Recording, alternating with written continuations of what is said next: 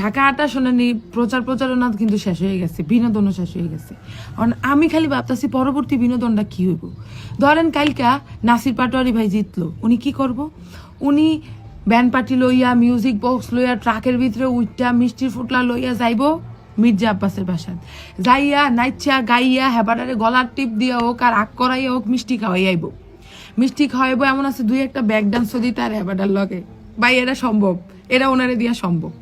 এরপরে উনি আইব। আর যদি কোনো কারণে উনি হারে তাইলে উনি কি করব? কি ভাবছেন কি করব? আমি কই তাইলেও উনি মির্জা আব্বাসের বাসাত যাইব, যাইয়া সেরা হেপাটারে ফুলের মালা দিয়া মিষ্টি খাইয়া কইব, শুনেন আমার নিরাপত্তার দায়িত্ব আপনার, আমি কিচ্ছু জানি না, আমার নিরাপত্তার দায়িত্ব আপনার, এতদিন যা করছেন টরছেন আমি মাফ করে দিছি, আপনিও আমারে মাফ করে দেন, আমারে আপনি নিরাপত্তা দেন। এই ঘটনা হেমিয়া করব। আমি মানে এই মুহূর্তে আমার দেশে কে ক্ষমতায় আসবো তার থেকেও বেশি আমার জানার ইচ্ছা যে ঢাকা ৮ আসনে জিতা কিংবা হারার পরে নাসিরউদ্দিন পাটোয়ারি কি করব।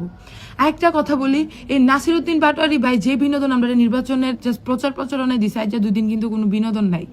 এই বিনোদনটা যদি আমরা কন্টিনিউ রাখতে চাই তাইলে দরকার কি জানেন? ওনার সংসদে যাওয়া। কারণ সংসদ যে বোরিং সংসদ আমরা দেখছি, জ্যানজিত জীবনে সংসদ দেখিও নাই।